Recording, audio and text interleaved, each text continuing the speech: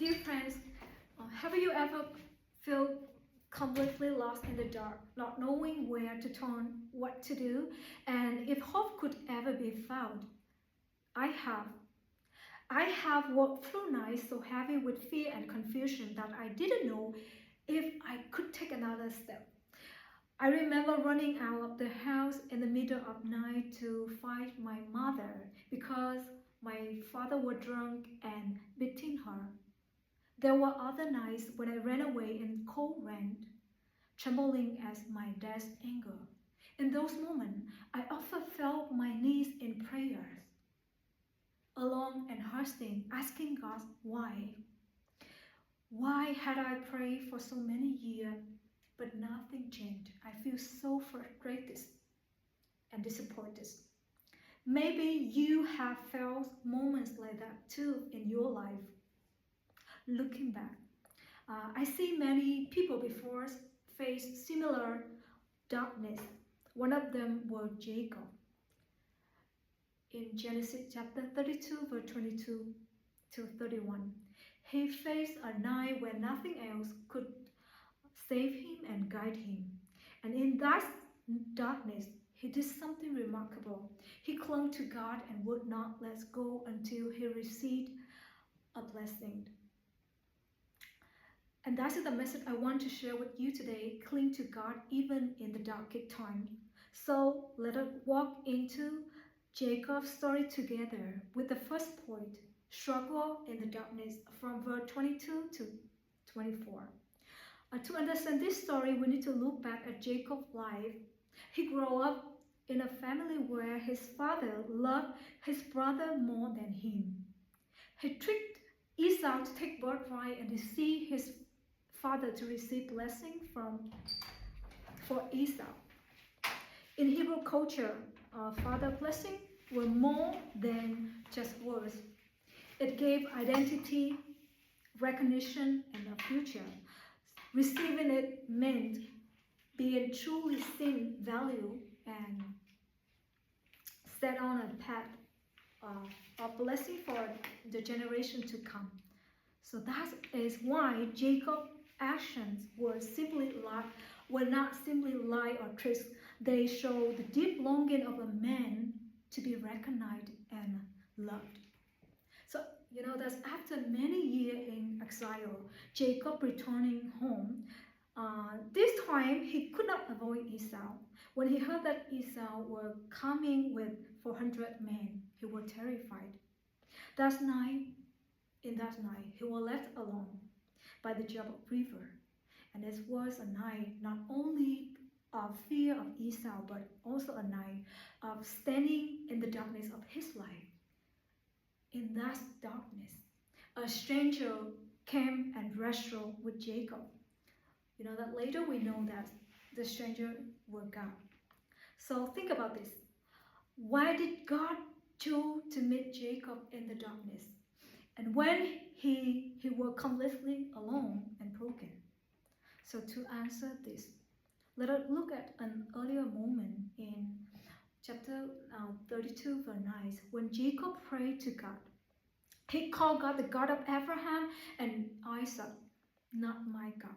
So his word revealed that he has no personal relationship with God yet.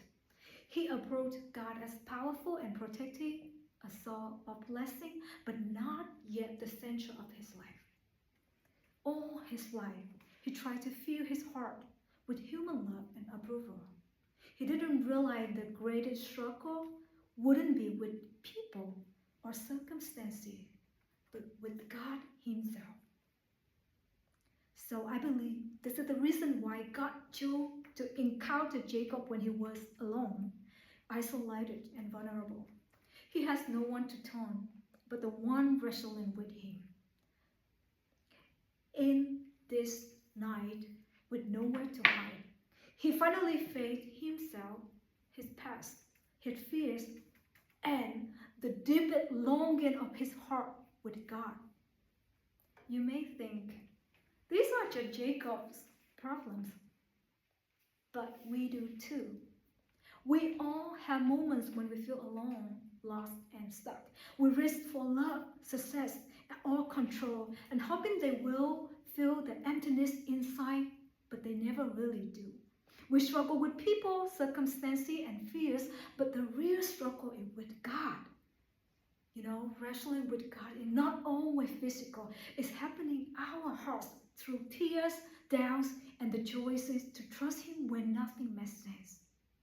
God came to wrestle with God, and God came to wrestle with Jacob in the darkness. The same is true for us today. In our darkest moments, God also invited us to wrestle with Him, to bring our fears down and brokenness, and to hold fast to Him. And this leads us into the second part of his story. He strive for a source. Strive for a source. This is my second point of this message, from verse 25 to 26. Back to the story. Can you imagine Jacob now, exhausted, in pain, and after a long night of wrestling, but refusing to let go? At morning comes, God touched his hip and is painfully dislocated. God touched Jacob. Now he clings to God.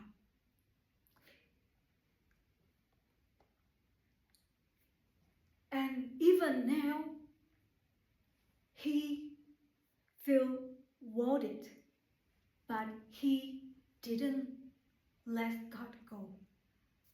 So here is where we see Jacob striving not for more possession or protection, but for the only source that he can truly satisfy, God Himself.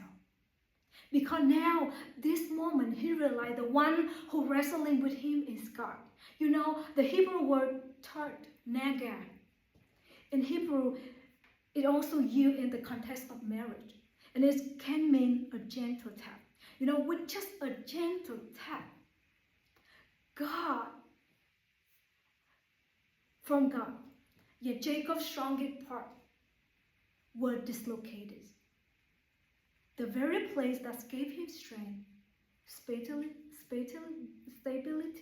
and life. Jacob now could no longer fight or run. He had to stop striving and holding to God. This was mercy. This shows that God sometimes touches what we trust most to teach us totally depend on Him. In verse 26, then the man says, "Let me go, for it is daybreak." But Jacob replied, "I will not let you go until you bless me." Why did Jacob persist? Because he knows that the one wrestling with him is God. And in pain and wicked, Jacob and witness, Jacob cling to God as his only hope. What about us? If we realize the true blessing is found in God, we too will strive for our soul. We too will cling to that person, right? So God is our soul, is the soul of every hope that truly satisfies us. We will find the strength to hold on even in the hardest moments of our life. After that, Jacob asked for blessing, but that the greatest blessing he could ever receive came generations later in the person of Jesus Christ. And today, we already received that blessing.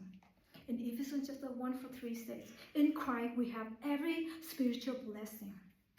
So, how do we strive for our soul in the midst of life's trial? We cling to Jesus, wrestle in prayer, and hold on to the cross when life feels unbearable, and choose to trust Him. Yes, holding on to God not only give us strength, but also set a stage for transformation. Just as Jacob persistent, opened the door for God to shape him from the inside out. And this is also my last point. shaped by the shrine from verse 27 to 31. After Jacob refused to let go, God asked, "What is your name?" It's more than a question, It invited him to face who he truly was. He answered, "I'm Jacob." It means I'm the deceiver, the heel grabber, the one who relied on tricks and my own efforts. His name also mentioned in the broken struggle, the first broken struggle seen in Eden, in Genesis chapter 3, verse 15. It's reflecting a life shaped by self-reliance. That pattern God needed to transform in order to fulfill his plan to bless all nations through Abraham's descendant. So God gave him a new name, Israel. This more than just a name. It's what a transformation of character and destiny.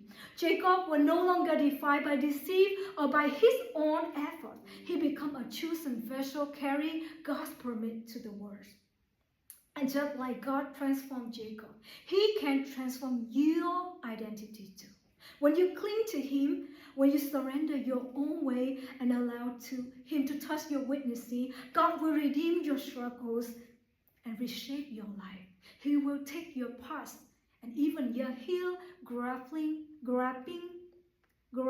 tendencies and turn them into something that reflects his purpose. You will become a vessel of blessing, bringing Jesus for people around you.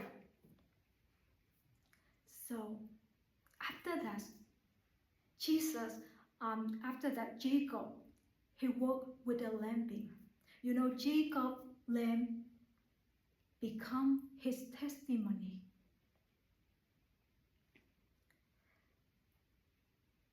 For us, our scar, our wound can also become testimony of the cross and showing others that Christ lives in us.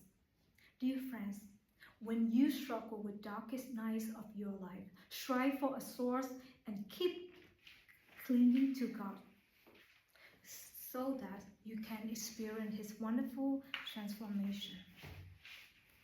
So let's return to the story about my family I shared earlier.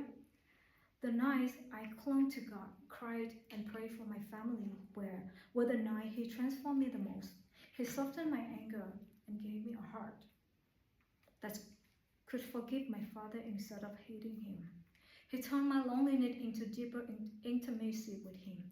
So I no longer pray only for my family to change, but also my own heart to trust him more. He used my lamb, my story, to encourage others and even bring my parents back to him.